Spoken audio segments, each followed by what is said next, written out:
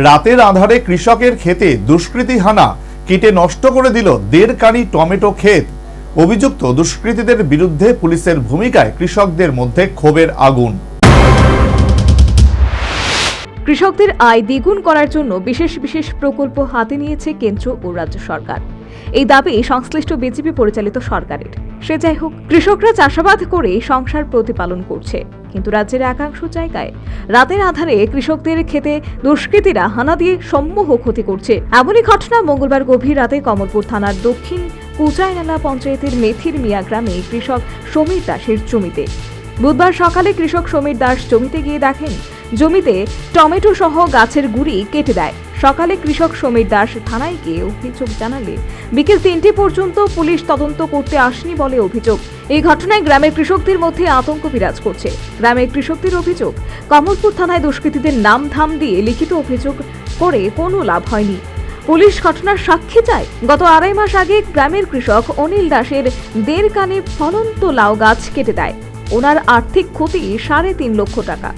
এবার সমীর দাসের 1 কানি অধিক জমিতে ফলন্ত টমেটো সহ গাছের গুড়ি কেটে দেওয়ার ফলে 1 লক্ষ টাকা থেকে 1.25 লক্ষ টাকা ক্ষতি হয়েছে। পঞ্চায়েতের অধীন মেথিরমিয়া গ্রাম, এই গ্রামে সবাই কৃষিকাজে যুক্ত, কৃষিকাজে ব্যস্ত। সবাই কৃষি নিয়ে আমরা সংসার চলে। আমার 1.5 কানি জমি, টোটাল 14 কানি জমি। এর মধ্যে আছে ধান জমি, এর মধ্যে আছে সবজি জমি। আমি টমেটো লাগাইছি 1.5 কানি জমি। 1.5 কানি গতকালকে রাত্রে কারা আমি দেখছি না, যদি একজনকে সন্দেহ আছে আমার, হেউ করছে। কিছুদিন আগে আমার বড় ভাই অনিল দাসের 2 কানি লাউ করছে। এর আগে আমার কপি কাটছে, এর আগে আমার বেগুন ক্ষেত কাটছে। টমেটো গাছ কি করছে আপনার? সব কাটটা গম্পাতাই দিচ্ছে জমির মধ্যে। আচ্ছা, এই চলছে আর কি।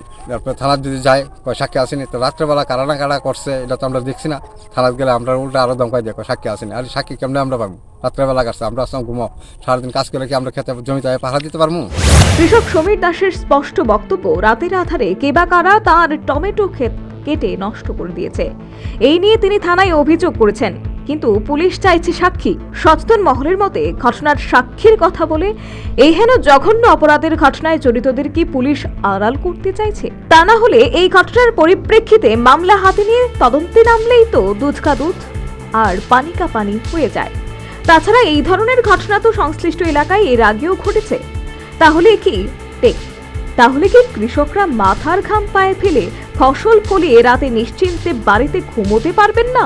এছাড়াও এই ধরনের ন্যাক্কারজনক ঘটনায় জড়িতদের বিরুদ্ধে যদি আইন অনুযায়ী ব্যবস্থা গ্রহণ না করে পুলিশ, তাহলে ত্রিপুরা পুলিশ সপ্তাহে দাঁড়িয়ে দুষ্কৃতী হানায় ক্ষতিগ্রস্ত কৃষকদের উষ্মা। পুলিশ তুমি কার? Bureau report, news vanguard.